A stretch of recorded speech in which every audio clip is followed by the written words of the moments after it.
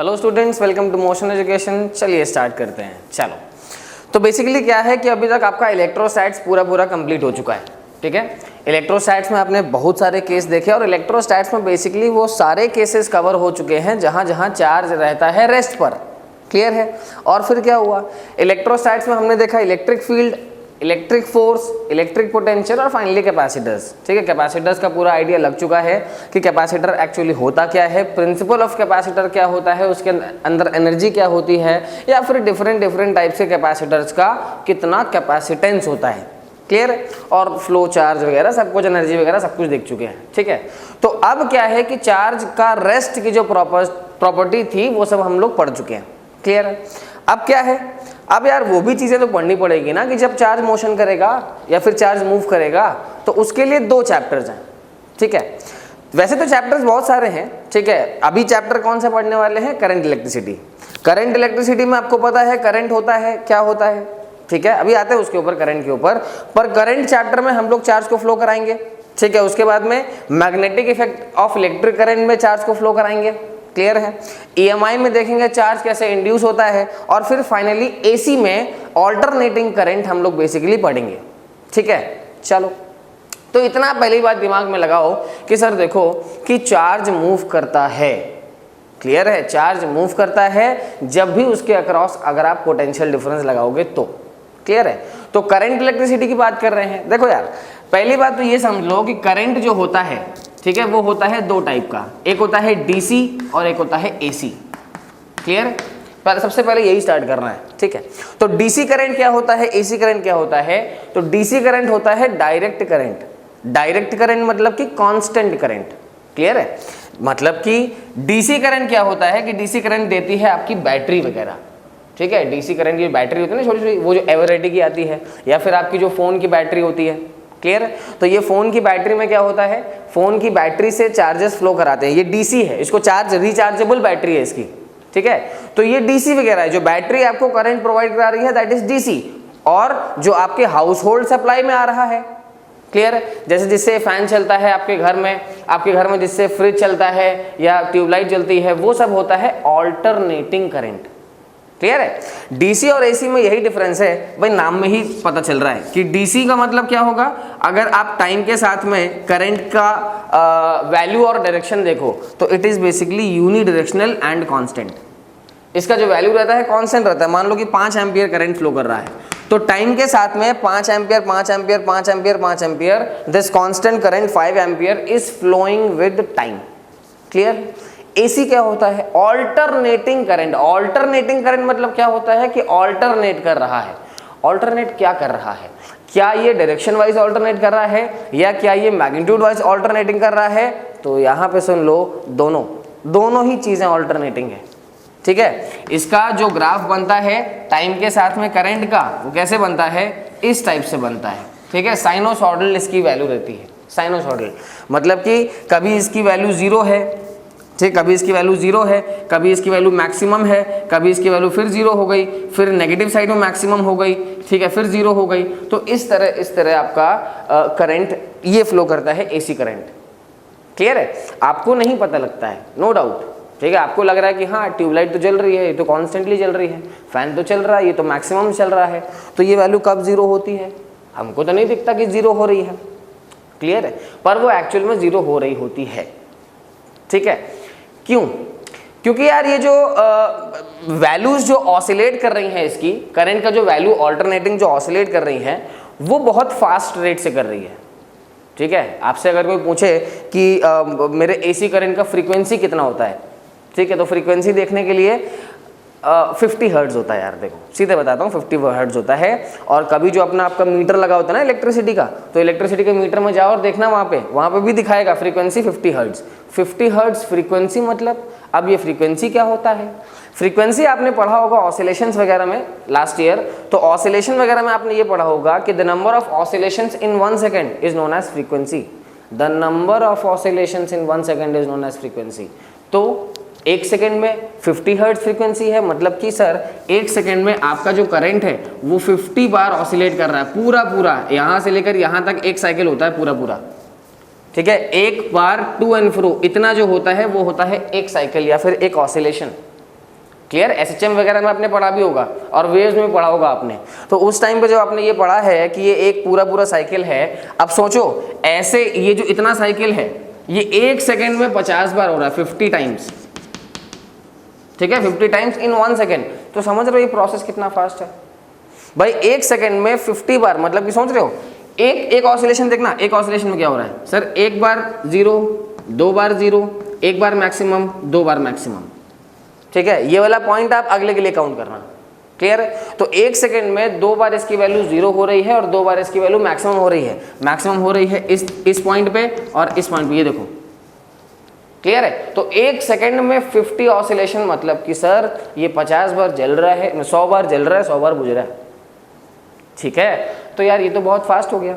अब जब ये बहुत फास्ट हो गया, इसीलिए आप अपने नेकेड आइज से नहीं देख पाते हो, क्लियर है, इसीलिए आप अपनी नेकेड आइज से नहीं देख पा रहे हो, क्योंकि वो बहुत जल्दी कर रहा है। 1 सेकंड में 50 बार जल रहा है, 50 बार बुझ रहा है, समझ रहे हो कितना तेज प्रोसेस। तो इसीलिए हमने कहा कि सर लेकिन है तो ठीक है। और अगर ऑल्टरनेटिंग करंट का आइडिया आपको ना लग रहा हो तो ध्यान से सुनो यार, ऑल्टरनेटिंग करंट आपको लगा होगा कंफर्म, कभी ना कभी जिंदगी में कभी ना कभी तो करंट लगा होगा, शॉक लगा होगा, इलेक्ट्रिक करंट लगा होगा, ठीक है। तो जब शॉक लगा होगा तो आपके सामने आपकी पूरी दुनिया हिल गई होगी, ठीक है। शॉक आपको मुश्किल से 1 सेकंड के लिए लगता है, लेकिन उसी 1 सेकंड में आपकी दुनिया हिल गई होगी। जब आपकी दुनिया हिल गई तो क्या होगा, आपको बहुत सारे, समझ रहे हो, 1 सेकंड में, पर आपको पता नहीं कितने न्यूमरस नंबर ऑफ कोलिजन्स आपको फील हो गए होंगे अपने अंदर, या फिर वाइब्रेशंस फील हो गए होंगे अपने अंदर, क्लियर है। इसीलिए बिकॉज ये ऑल्टरनेटिंग एकदम हिल जाते हैं एकदम, क्लियर है। तो ये ऑल्टरनेटिंग करंट होता है। डायरेक्ट करंट कैसा होता है सर, डायरेक्ट करंट तो डायरेक्ट होता है, क्लियर है। तो इसीलिए एसी करंट अगर आपको लगता है ना, एसी करंट लगता है तो आप छूट जाते हो, ठीक है, एकदम चिपके नहीं रहते हो उसमें, नॉर्मली छूट जाते हैं। करंट लगा तो 1 सेकंड के लिए लगता है मैक्सिमम, 1-2 सेकंड के लिए मुश्किल से, ठीक है, उसी में दुनिया हिल जाती है। पर गलती से अगर आपको कोई डीसी करंट लग गया ज़्यादा पावर का, ज़्यादा पावर मतलब कि ये मान लो कि अपना इन्वर्टर की बैटरी होती है, मान लो इन्वर्टर से करंट लग गया तो वो डीसी करंट आ रहा होता है, ठीक है। तो डीसी करंट अगर लग गया तो वो छूटता नहीं है, समझे बात को, वो छूटेगा नहीं, वो लग जाएगा, ठीक है, अच्छे से लग जाएगा, फिर पता नहीं क्या क्या हो जाएगा, ठीक है। तो ठीक है, तो मेरे ख्याल से आप समझ गए होंगे कि एक होता है डीसी करंट, डायरेक्ट करंट, ये सप्लाई करती है बैटरी, और ये एसी करंट ये इंड्यूस कराते हैं हम लोग जनरेटर वगैरह में, एसी जनरेटर में, ठीक है, with the principle of EMI, electromagnetic induction, clear है। यहाँ बात करते हैं, तो इस चैप्टर में हम लोग को डीसी करंट पढ़ना है, एसी के लिए हमने अलग से चैप्टर बनाया है, बाद में आएगा, क्लियर है। अच्छा, तो यार करंट इलेक्ट्रिसिटी की बात कर रहे हैं, ठीक है, अच्छा बहुत बढ़िया। अब भाई करंट क्या होता है, करंट फ्लो करता है, करंट ऐसा तो नहीं करंट कहीं रुका हुआ है ऐसे करके ना भाई, जैसे ही कोई स्विच है, ठीक है, मान लो कि ये सर्किट है, कोई सर्किट पता होगा आपको शायद,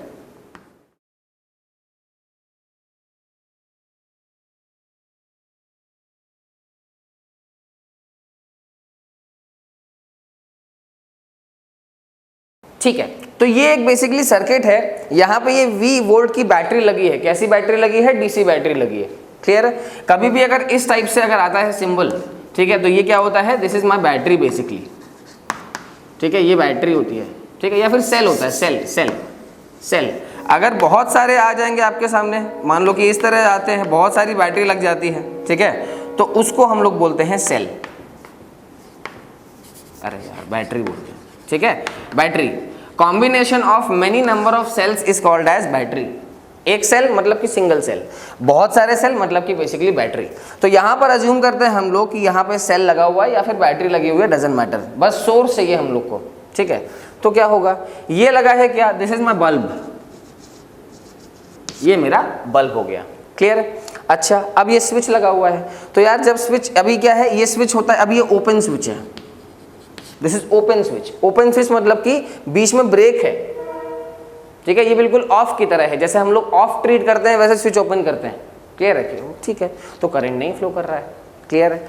पर जैसे ही आपने इस स्विच को क्लोज कर दिया मतलब कि यहाँ पे सर्किट कंप्लीट हो गया। इसका मतलब क्या होगा, इसका मतलब सर अगर आपको दिख रहा हो तो ये सब क्या है, ये सब सर वायर है, ये सब कैसे वायर हैं, ये सब मेटल के वायर हैं, और ये सब मेटल के वायर में क्या होता है, करंट फ्लो हो सकता है, करंट फ्लो हो सकता है।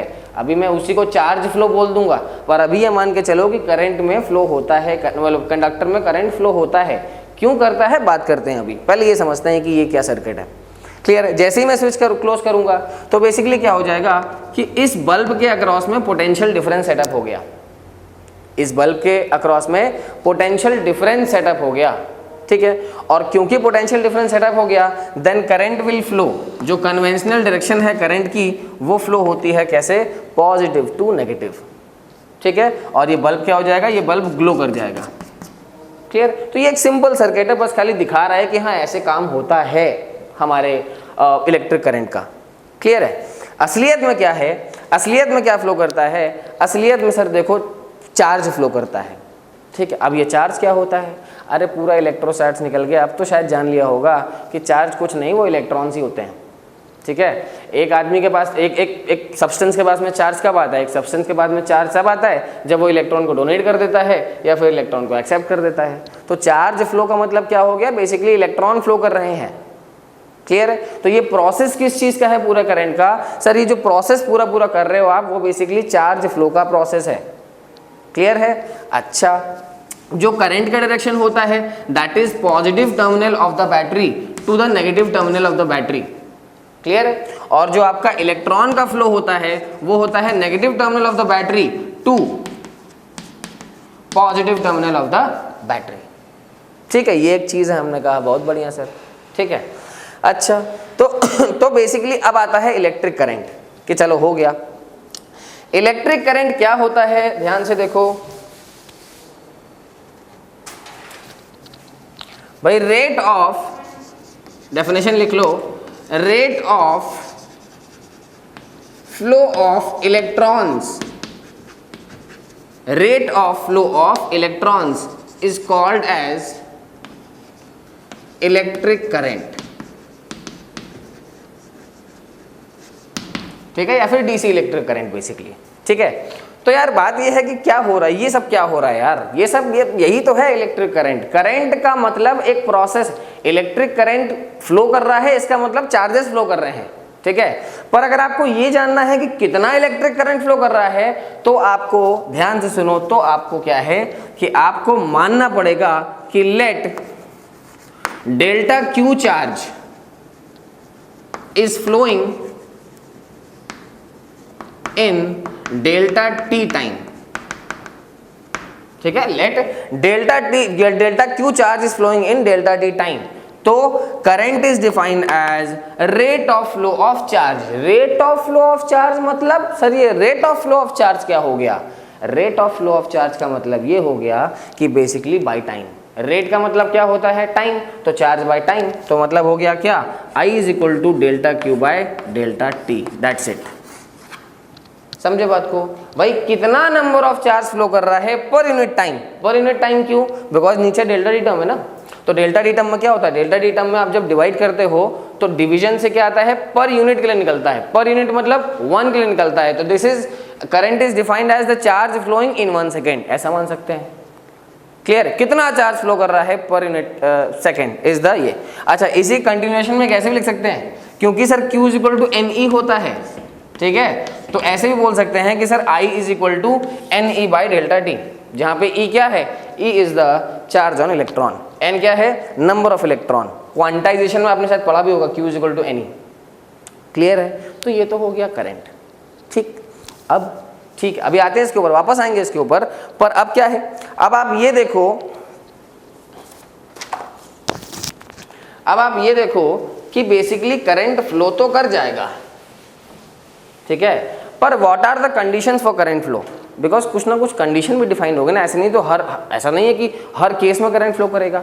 तो करंट फ्लो करने के लिए ये इंपॉर्टेंट पॉइंट है, यहीं से करंट का कॉन्सेप्ट डेवलप होगा, ठीक है। करंट डेवलप करने के लिए नंबर 1 जो करंट को फ्लो करने के लिए नंबर 1 जो इंपॉर्टेंट पॉइंट है या फिर कंडीशन है, that is basically presence of conductor, presence of conductor. अब ये कंडक्टर क्या होता है, तो यार ये तो सब पता ही होगा मेरे ख्याल से, पर ठीक है फिर से बता दे रहा हूँ। Actually there are 3 types of substance, 3 type का होता है सब्सटेंस। 1 होता है कंडक्टर, ठीक है, एक होता है इंसुलेटर, और एक होता है सेमीकंडक्टर। ठीक है, एक होता है कंडक्टर, एक होता है इंसुलेटर और एक होता है सेमीकंडक्टर। तो कंडक्टर क्या होता है? Conductor is a substance which allows electric current to pass through them. Clear है भाई? अगर ऐसा कोई सब्सटेंस है जिसके थ्रू करंट फ्लो कर रहा है, जिसके थ्रू करंट फ्लो कर सकता है, is called as conductor. Clear है? जैसे कि एग्जांपल मेटल्स, हाँ तो मेटल्स में तो फ्लो करता ही है। एलॉयज, एलॉयज में फ्लो करता है। ठीक है, अब सवाल यह है कि ठीक है सर मेटल कंडक्टर होता है, दैट इज ओके, पर क्यों मेटल में ऐसी कौन सी खास बात है जो है नॉन मेटल में नहीं है? भाई हमारा मेटल किसी नॉन मेटल से कम है क्या? हाँ, ठीक है, देखो ध्यान से। तो एक्चुअली क्या है कि कंडक्टर के अंदर क्या होता है या फिर मेटल के अंदर क्या होते हैं? फ्री इलेक्ट्रॉन्स होते हैं। याद है कुछ फ्री इलेक्ट्रॉन्स? ठीक है, जैसे कि Al है, Al क्या होता है? एल्युमिनियम होता है। तो एल्युमिनियम के ऊपर क्या होता है? +3 होता है। ठीक है, चार्ज। तो +3 क्यों होता है? बिकॉज उसके आउटर मोस्ट ऑर्बिट में 3 इलेक्ट्रॉन्स होते हैं और जब वो 3 इलेक्ट्रॉन्स को डोनेट कर देता है तब उसके पास में ये +3 चार्ज आता है। क्लियर? एक एटम की बात कर रहा हूं मैं। ठीक है, तो बेसिकली +3 आया मतलब कि सर उसके पास में थे वैलेंस शेल में इलेक्ट्रॉन्स। तो यही जो वैलेंस शेल में इलेक्ट्रॉन्स हैं, this is the sole reason for the current flow. Clear है? तो ये Al जो आपको दिख रहा है, Al क्या है सर? कंडक्टर होता है, मेटल होता है और उसमें आराम से फ्लो कर सकते हैं। Therefore the presence of free electron is the factor why the current is flowing in the conductor. Clear है? तो ठीक है, कोई बात नहीं। मतलब कि सर कुल मिला के मेटल होते हैं ऐसे जिसमें करंट फ्लो कर सकता है। सेकेंड थिंग क्या है? इंसुलेटर। अब ये इंसुलेटर क्या होता है?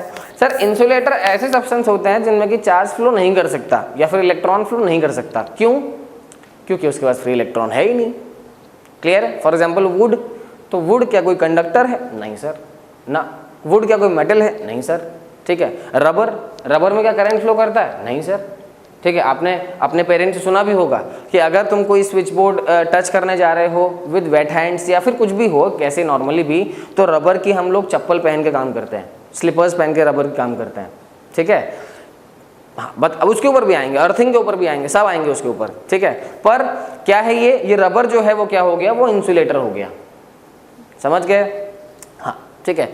या फिर जैसे आप बात करो तो प्लास्टिक, ठीक है, प्लास्टिक भी इंसुलेटर होता है। प्लास्टिक इंसुलेटर होता है इसीलिए जो है हम लोग मेटल्स के अराउंड में क्या करते हैं, मतलब वायर के अराउंड में क्या करते हैं? प्लास्टिक का एक सर्कुलर हम लोग कवर प्रोवाइड कराते हैं बेसिकली। ठीक है, क्योंकि यार तार ऐसे थोड़े ना आएगा कभी कि ओनली कॉपर तार आ गया। अरे छुओगे तार को तो करंट लग जाएगा। इसीलिए उसके अक्रॉस एक प्लास्टिक की हम लोग वायर डालते हैं ताकि वो प्लास्टिक में करंट फ्लो नहीं करता। ठीक है, तो it serves as an insulator. तो इंसुलेटर क्या हुआ? सर इंसुलेटर के पास में फ्री इलेक्ट्रॉन्स नहीं है इसलिए वो करंट को फ्लो नहीं करा सकता। अब क्या है? Last semiconductor. सेमीकंडक्टर थोड़ा सा है, ठीक है आपके 12th क्लास में ये है, लास्ट में ये सेकंड लास्ट चैप्टर है और मॉडर्न फिजिक्स के अंडर में आता है। ठीक है, इसमें क्या है? सेमीकंडक्टर का पूरा नॉलेज आपको मिलेगा बाद में, कितने टाइप के सेमीकंडक्टर होते हैं, कितने टाइप के कॉम्बिनेशन होते हैं और क्या क्या हमको करना है। That is okay, that is okay. ठीक है, पर सेमीकंडक्टर को अभी अगर आप देखना चाहो तो यार देखो, सेमीकंडक्टर एक हो गया इंसुलेटर, एक हो गया कंडक्टर, इनके जो बीच का है वो क्या होता है? वो होता है सेमीकंडक्टर। क्लियर? एक होता है कंडक्टर, तो कंडक्टर की कंडक्टिविटी बहुत ज़्यादा होती है। कंडक्टिविटी मतलब the way ability to flow the charge. हाँ, तो अच्छा खासा कराता है, बहुत बढ़िया चार्ज फ्लो कराता है कंडक्टर जो होता है। पर ये जो इंसुलेटर है वो बिल्कुल नहीं कराता कंडक्टिविटी, उसकी तो जीरो कंडक्टिविटी है। क्लियर है? या बहुत कम नेग्लिजिबल कंडक्टिविटी है। लेकिन इंसुलेटर की रेजिस्टिविटी ज़्यादा है। अभी रेजिस्टिविटी भी आएंगे, पर रेजिस्टिविटी क्या होता है? Resistivity is the property to oppose the oppose the charge या फिर इलेक्ट्रॉन्स। इलेक्ट्रॉन्स को रोकने की जो प्रोसेस होता है वो होता है रेजिस्टिविटी या फिर रेजिस्टेंस, बेसिकली आते हैं उसके ऊपर। ठीक है, तो हमने कहा ठीक है सर, लेकिन ये जो बीच का सेमीकंडक्टर है उसकी रेजिस्टिविटी और कंडक्टिविटी दोनों के कहीं बीच में होती है, दोनों वैल्यूज के बीच में होती है कि सर हाँ थोड़ी बहुत कंडक्टिविटी भी होती है, थोड़ी बहुत रेजिस्टिविटी भी होती है ना। और साथ में जो सेमीकंडक्टर्स होते हैं, तो सेमीकंडक्टर्स के अंदर हम लोग आगे जाके डोपिंग कर सकते हैं। डोपिंग मतलब इम्प्योरिटीज को ऐड करना। इम्प्योरिटीज का मतलब ये नहीं होता है कि गंदगी को ऐड करना, इम्प्योरिटी मतलब गंदा चीज़ नहीं है। ठीक है, इम्प्योरिटी मतलब होता है कि बाहर से कोई भी सब्सटेंस को ऐड करना किसी और मटेरियल का, क्लियर, तो दैट इज बेसिकली इम्प्योरिटी। तो हम लोग यहाँ बोल सकते हैं सर कि सेमीकंडक्टर इज अ सब्सटेंस जो कि कंडक्टर और इंसुलेटर के बीच का है, फर्स्ट थिंग। और सेकेंड थिंग क्या होती है कि by adding impurities into it या बाय डोपिंग द सेमीकंडक्टर उसकी रेजिस्टिविटी और कंडक्टिविटी को हम लोग आराम से चेंज करा सकते हैं, ठीक है, इंक्रीज या डिक्रीज कर सकते हैं, ठीक है। और यही सेमीकंडक्टर असली दुनिया है, क्लियर है। ये सब चीज़ें तो ठीक है, ये सब चीज़ें तो हाँ आ रही है, सब फॉलो हो रहा है, पर असली दुनिया जैसे आपने देखा होगा कि अब दुनिया एकदम से डिजिटल चली गई है।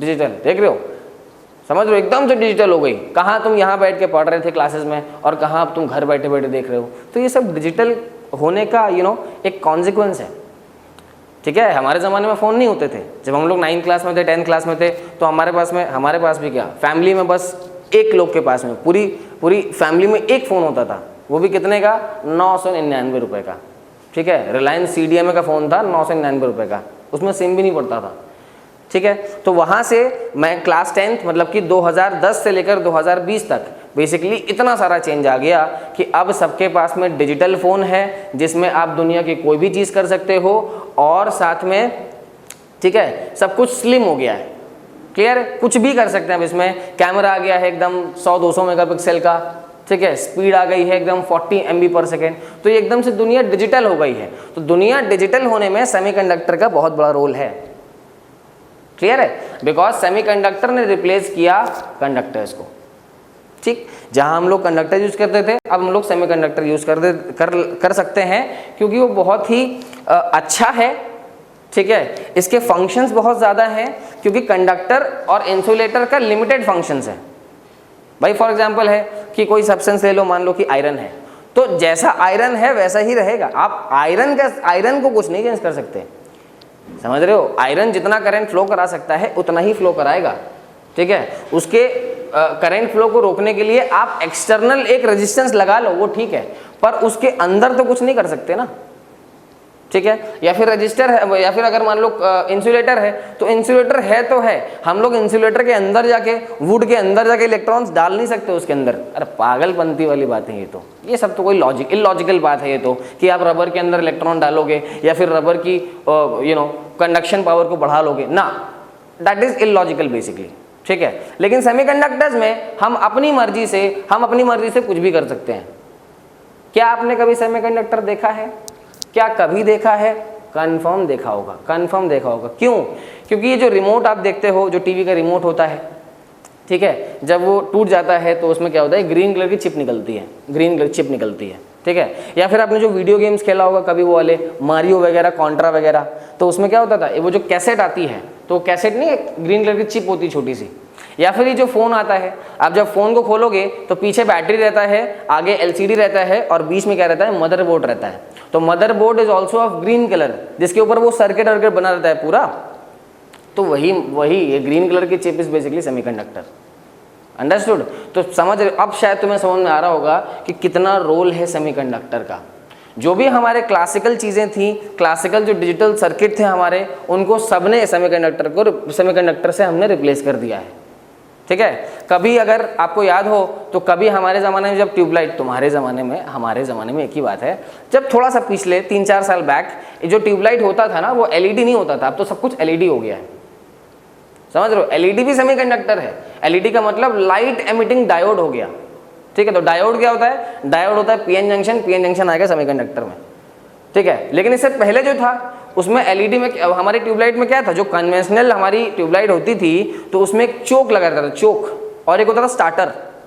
तो पहले का जो ट्यूबलाइट होता था वो ऐसे कर जलता था, एक बार ऐसे कर फिर चलता था, उसे स्टार्ट होने में टाइम लगता था। और LED ऑन किया जल गया, ऑफ किया बंद हो गया, एकदम से हो जाता है, क्लियर है। तो पहले वाला जो सब था उसको सब सेमीकंडक्टर ने रिप्लेस कर दिया। अब हर जगह LED होता है, ठीक है। और ये अच्छा भी है, क्यों? अरे लाइट का बिल कम आ रहा है, इसको चलने के लिए कम वोल्टेज चाहिए होता है, ये ज़्यादा लॉन्ग लास्टिंग है, क्लियर है। तो पूरी दुनिया सेमीकंडक्टर पे आ गई है अब, और जो भी टीवी आपने देखे हैं स्लिम हो गए हैं, तो वो सब सेमीकंडक्टर की ही गेम है। क्योंकि अब हमारे पास में लिक्विड क्रिस्टल डिस्प्ले है, और लिक्विड क्रिस्टल डिस्प्ले किस पे काम कर रहा है? सब सेमीकंडक्टर पे ही काम कर रहा है। पहले जो टीवी था वो इतना बड़ा होता था, ठीक है, एकदम थिक टीवी होता था, उसमें पिक्चर ट्यूब लगा रहता था, तो पीछे फंक्शन करता था और आगे स्क्रीन पे ऐसे करके प्रोजेक्ट करता था। क्लियर है? तो ये मेन बात है। ठीक है, तो दुनिया सेमीकंडक्टर पे आ गई है, ठीक है, कोई मतलब नहीं है, सेमीकंडक्टर पढ़ेंगे बाद में। कंडक्टर और इंसुलेटर के बारे में हमने पढ़ लिया। कंडक्टर सर बहुत बढ़िया, इलेक्ट्रॉन्स फ्लो होते हैं। क्यों फ्लो होते हैं? क्योंकि उसके अंदर क्या होते हैं, फ्री इलेक्ट्रॉन्स प्रेजेंट होते हैं। इंसुलेटर बहुत बेकार, करंट नहीं फ्लो करता। क्यों नहीं फ्लो करता? बिकॉज इंसुलेटर के पास में फ्री इलेक्ट्रॉन्स नहीं होते, दैट्स इट। ठीक है, तो फर्स्ट ऑफ ऑल मेरे ख्याल से आपको समझ में आ गया होगा कि द इम्पॉर्टेंट पॉइंट या फिर the conditions for current flow, ठीक है, is basically what? Number 1 presence of conductor and number 2 potential difference. Potential difference, potential difference, potential difference क्या होता है? अब फील करने वाली बात है, देखो पोटेंशियल डिफरेंस। ठीक है, potential difference is just like, वैसे तो पढ़ चुके हैं पूरा, लेकिन करंट के लिए पोटेंशियल डिफरेंस कौन प्रोवाइड कराता है? करंट के लिए पोटेंशियल डिफरेंस सेल या बैटरी प्रोवाइड कराता है।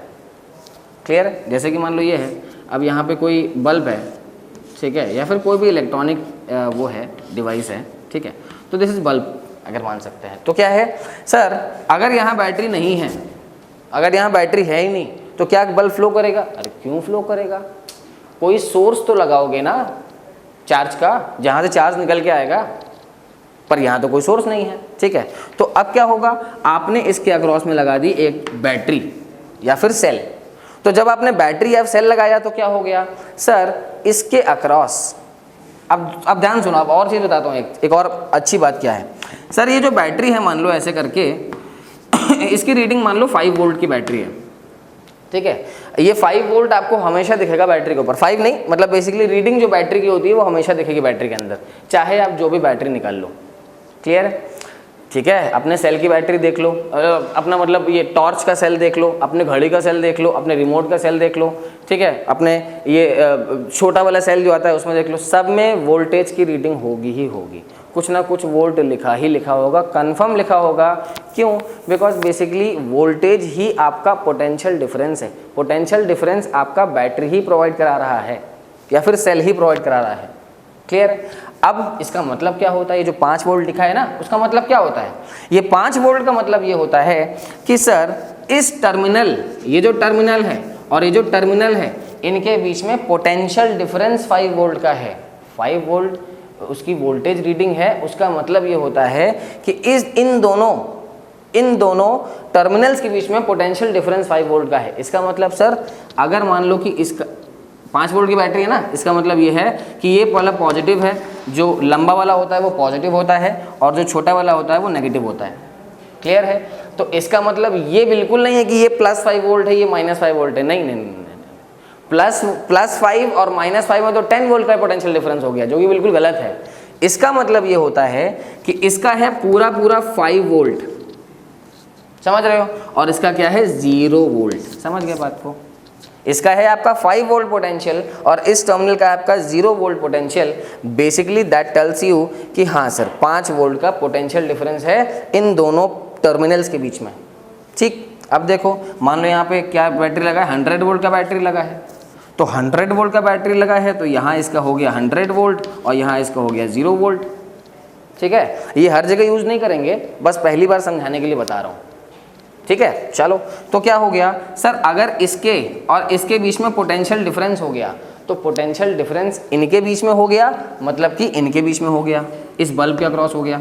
इधर बल्ब के अक्रॉस कितना है, 0 वोल्ट है, इधर बल्ब के अक्रॉस कितना है, 100 वोल्ट है। क्लियर है? अब करंट क्या फ्लो करेगा? करंट, हाँ सर, कहाँ से कहाँ, higher potential to lower potential, higher potential to lower potential, higher potential to lower potential. क्यों? बिकॉज ये जो पोटेंशियल है यही बेसिकली आपका एज अ कंडीशन है फॉर करेंट फ्लो। ठीक है, आपको याद होगा, आपने लास्ट टाइम वो पढ़ा था, लास्ट ईयर हीट चैप्टर पढ़ा होगा, तो हीट चैप्टर में क्या था, जो प्रिंसिपल ऑफ कैलोरीमेट्री था, ठीक है, उस जगह पर आपने पढ़ा होगा कि जब भी मान लो कि 2 बॉडीज टच कराते हैं, ठीक है, 2 बॉडीज को टच कराया, इसका कुछ T हायर था और इसका कुछ T लोअर था, इसका टेम्परेचर हाई टेम्परेचर था, इसका लोअर टेम्परेचर था, तो बेसिकली क्या होगा सर, हीट किस बेसिस पर फ्लो करती है, heat flows on the basis of temperature difference. Clear है? और टेम्परेचर डिफरेंस क्या है, तो जैसे टेम्परेचर डिफरेंस के बेसिस पर हीट फ्लो करता है, वैसे ही पोटेंशियल डिफरेंस के बेसिस पर करंट फ्लो होता है। तो ये हमारा पोटेंशियल डिफरेंस है।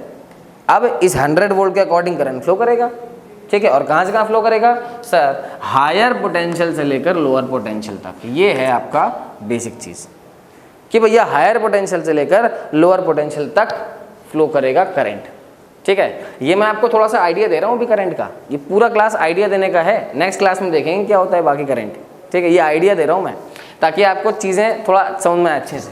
अब देखो क्या होता है।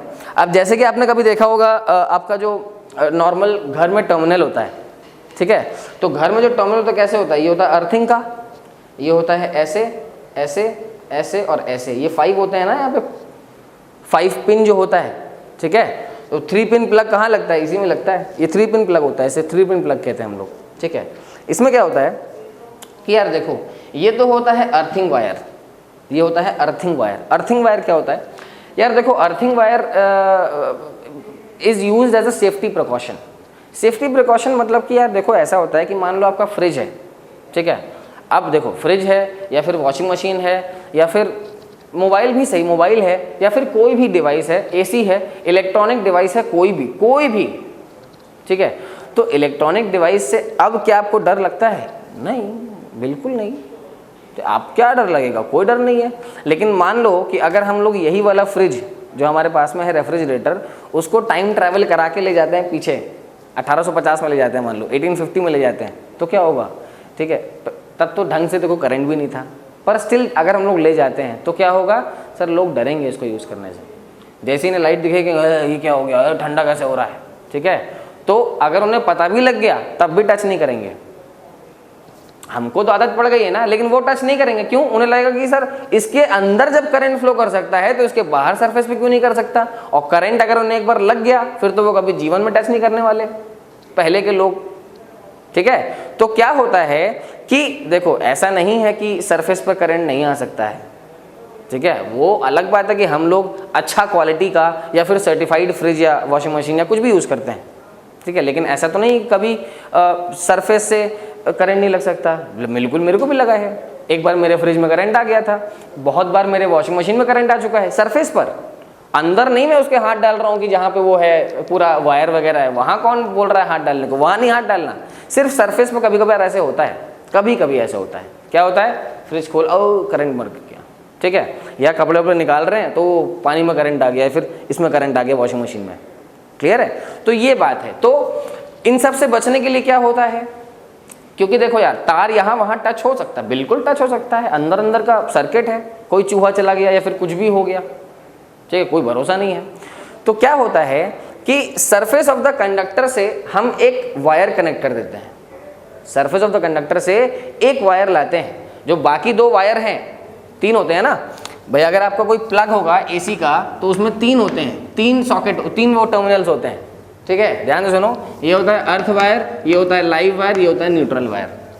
This is earth wire, this is live wire and this is neutral wire. तो अर्थ वायर में क्या होता है? अर्थ वायर में हमारा सेफ्टी प्रिकॉशन है। तो हम लोग सरफेस ऑफ द कंडक्टर से लेकर एक अर्थ वायर यहाँ तक निकाल देते हैं, इसमें कनेक्ट कर देते हैं, ताकि गलती से अगर सरफेस ऑफ कंडक्टर में करंट आ रहा है तो वो इसके थ्रू जाके अर्थिंग हो जाए, मतलब क्यों निकल जाए वहाँ से, ठीक है। तो earthing is basically a safety precaution, ठीक है। लाइव वायर क्या होता है? लाइव वायर में एक्चुअली करंट आता है, ठीक है, और न्यूट्रल वायर में करंट नहीं आता है, क्लियर है? बिल्कुल। कभी ये तुम टेस्ट भी कर लेना, एक वो आता है ना टेस्टर करके आता है, tester is use for detecting the current. तो टेस्टर के पीछे ऐसे हाथ रखते हैं, ठीक है, उसको इस टर्मिनल में डालो तो शायद उसमें लाइट जलेगा, ठीक है, और इसमें नहीं जल रहा है तो इसमें कंफर्म जलेगा, बिकॉज उसमें से कौन सा लाइव वायर है, कौन सा लाइव से कनेक्टेड है, कौन सा न्यूट्रल से कनेक्टेड है, हमको नहीं पता। लेकिन ये पक्का है कि एक में आ रहा होगा, एक में नहीं आ रहा होगा। अगर दोनों में आ रहा है मतलब कि सर कुछ गड़बड़ है सर्किट में, क्लियर है, डबल फेज आ गया, क्लियर। तो ये बातें होती हैं करंट फ्लो की, क्लियर है। तो इसका मतलब सर एक बात तो मुझे समझ में आ गई कि बेसिकली करंट फ्लो कराने के लिए there are 2 important conditions. Number 1 presence of conductor, आप किसी भी इंसुलेटर में करंट फ्लो करा सकते हैं, ठीक है। And number 2 what? Number 2 is the potential difference, ठीक है, आप सीधे सीधे ऐसे कहीं पे ले आओ और रख दिया हमने वायर, करंट नहीं पास कर रहा, अरे पोटेंशियल डिफरेंस तो लगाओ, पोटेंशियल डिफरेंस लगाओ, मतलब कि कोई बैटरी तो लगाओ, कोई सेल तो लगाओ, कुछ ना कुछ ऐसा डिवाइस तो दो हमको जिससे चार्ज निकलेगा। क्लियर है? तो चार्ज फ्लो कब करेगा सर? चार्ज फ्लो तब करेगा जब आप बेसिकली पोटेंशियल डिफरेंस उसके अक्रॉस अप्लाई कर दोगे। क्लियर है? जैसे मान लो ये सेल है, अब ये सेल किसका है? सेल ये एवर रेड्डी वाला सेल है, ठीक है, ever Reddy, ever Reddy, ever Reddy नहीं, रेड्डी तो साउथ इंडियन साउंड कर रहा है, एवर रेड्डी नहीं नहीं नहीं, एवर रेड्डी, हमेशा तैयार, ठीक है। चलो, आपने देखा होगा एक में थोड़ा सा ये बाहर के टाइप में निकला होता है और एक में थोड़ा सा अंदर थोड़ा सा होल, हल्का सा होल टाइप में होता है थोड़ा सा, ठीक है। तो क्या है भाई, ये जो बाहर निकला रहता है ये होता है पॉजिटिव टर्मिनल, ये होता है नेगेटिव टर्मिनल। क्लियर है? अब क्या है, ये सेल बस रखा हुआ है, बस ये रखा हुआ है सेल, ऐसा सेल है मान लो, ये रखा हुआ बस ऐसे ही, तो क्या इसके अंदर फ्लो कर रहा होगा करंट? क्या इसके अंदर करंट फ्लो कर रहा होगा? नहीं, कोई करंट नहीं फ्लो कर रहा, कोई भी करंट नहीं फ्लो कर रहा। क्लियर है? पर अगर आप इसके अक्रॉस एक वायर कनेक्ट कर दोगे, अगर आप इसके अक्रॉस एक वायर कनेक्ट कर दोगे, तब क्या हुआ सर, ये जो वायर है, ये जो वायर है इसमें कोई सर्किट हो चाहे ना हो, लेकिन ये जो वायर है, दिख रहा है कि नहीं वायर, ये वाला वायर, तो ये वाले वायर के अक्रॉस पोटेंशियल डिफरेंस सेटअप हो गया। क्योंकि अगर ये 5 वोल्ट की बैटरी है तो पॉजिटिव मतलब पूरा पूरा 5 वोल्ट और जीरो मतलब पूरा पूरा 0 वोल्ट, इसका मतलब 5 volt minus 0 volt, basically 5 volt का पोटेंशियल डिफरेंस सेटअप हो गया। अब यही 5 वोल्ट के पोटेंशियल डिफरेंस के अकॉर्डिंग करंट फ्लो करेगा, ठीक है। लेकिन करंट फ्लो तब स्टार्ट हुआ जब पोटेंशियल डिफरेंस अप्लाई हो गया और हमने बेसिकली टर्मिनल्स को कनेक्ट कर दिया, ठीक है। ये सब एक्सपेरिमेंट जब मैं छोटा था तब करता रहता था। वो जो दिवाली की वो नहीं होती है जो लाइट्स वगैरह आती हैं, तो वो जब पुरानी लाइट ख़राब हो जाती थी तो मैं उसमें से फिर तोड़ के चेक करता था एक एक सेल को, समझ रहे हो? हाँ, करता था टाइम पास। तो ये होता है, बस आपको इतना याद रखो कि बेसिकली पॉजिटिव से नेगेटिव करंट फ्लो करता है और नेगेटिव से पॉजिटिव क्या फ्लो करता है? इलेक्ट्रॉन फ्लो करता है। मैं आपको एक बढ़िया सा डायग्राम दिखा देता हूँ इसके करस्पॉन्डिंग।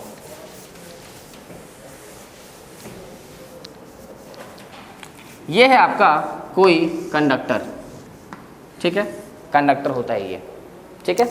अब क्या है कि ये कंडक्टर का लेंथ है L और कुछ एरिया ऑफ क्रॉस सेक्शन है A, क्लियर है।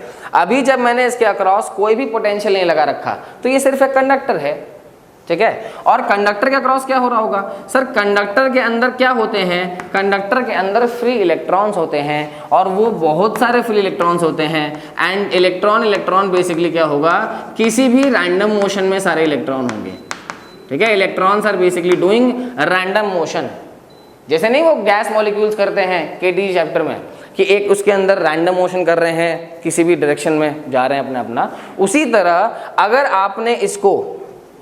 आपने इसके अक्रॉस कोई भी पोटेंशियल डिफरेंस नहीं लगा रखा है या फिर मतलब कोई भी बैटरी नहीं कनेक्ट कर रखी है, तो बेसिकली इलेक्ट्रॉन्स इसके अंदर जो होंगे वो रैंडम मोशन में होंगे।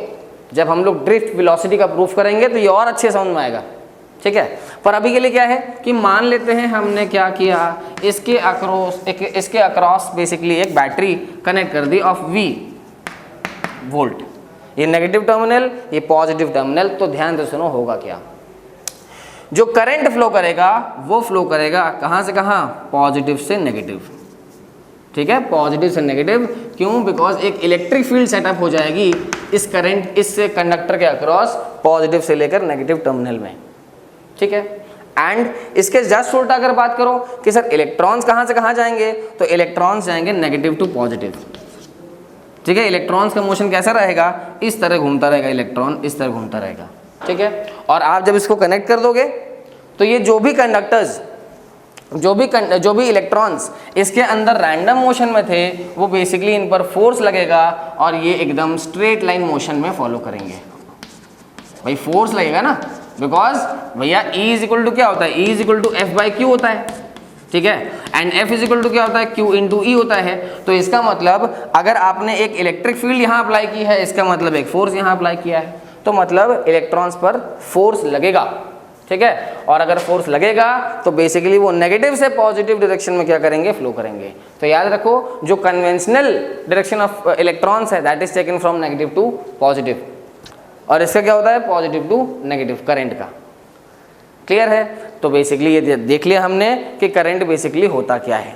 ठीक है, in the next class we will see the definition, formula and unit वगैरह, डायमेंशन वगैरह और भी साथ में जो आगे की चीज़ें हैं। ठीक है, okay, that's all for today. Thank you very much, keep learning and stay tuned.